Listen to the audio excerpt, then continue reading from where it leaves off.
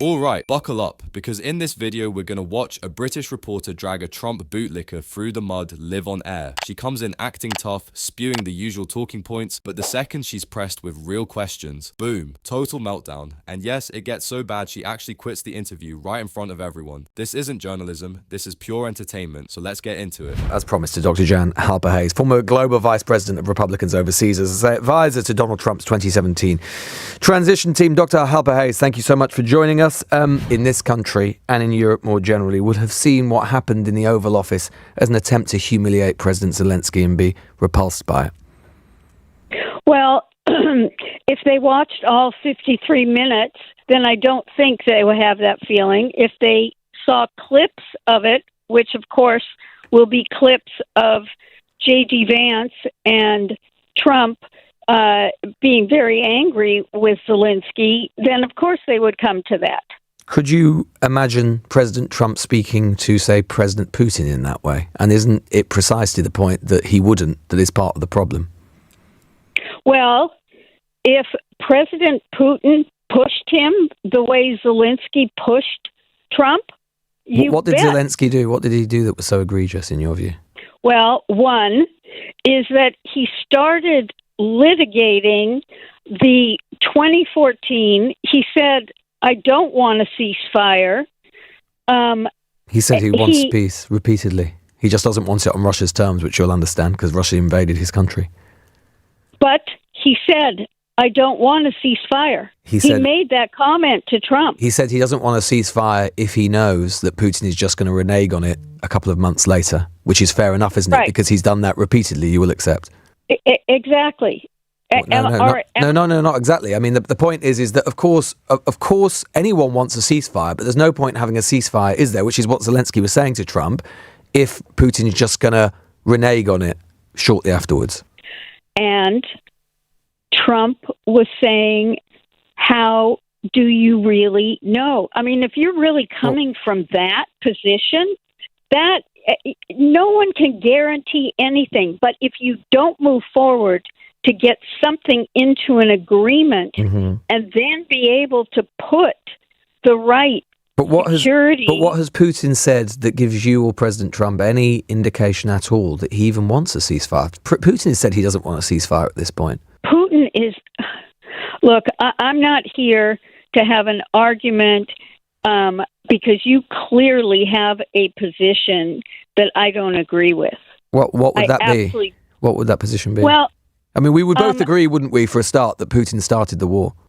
Yeah, what I would say is that Putin legally violated international law.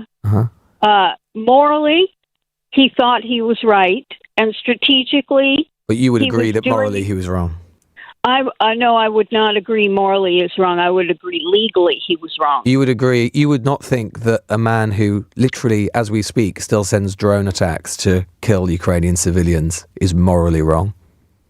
Oh, and you think that Ukraine isn't doing anything to the Russians? Ukraine didn't invade Russia. Russia invaded Ukraine. That you wouldn't agree that was morally wrong?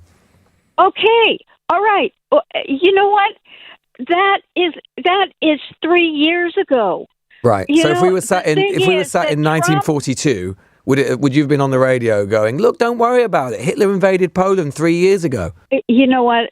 I didn't sign on for this hypothetical discussion. It's not hypothetical. I'm just trying to tease out the logic of what you're saying, Dr. Halper-Hayes. One is that James Baker and Thatcher and Mitterrand and Kohl, etc., had promised that NATO would not move 1 inch eastward, and that was violated. So you want to look at all the different people that violated their agreement? When did America start basically just sort of representing what Moscow thinks? Those countries wanted to be part of the NATO club. Your club. Are you saying that they should never have been allowed to exercise their democratic and sovereign rights as nations and join that club? Oh, God. You know what? I don't like having my words twisted. No. I really don't. You don't like, well, but that's the point of an interview, isn't it? Is to discuss what you're saying. And I'm just asking you, you're saying, with respect, Doctor, I'm just trying to understand what you're saying. You're saying that those countries should never have been allowed to join NATO, and then we wouldn't have been in this situation. And I'm saying to you that surely those countries should have been allowed. I didn't say that. Well, see, that's why. No, hold on a minute. But you cited what happened in the. So you're saying that it's fine for them to join NATO then?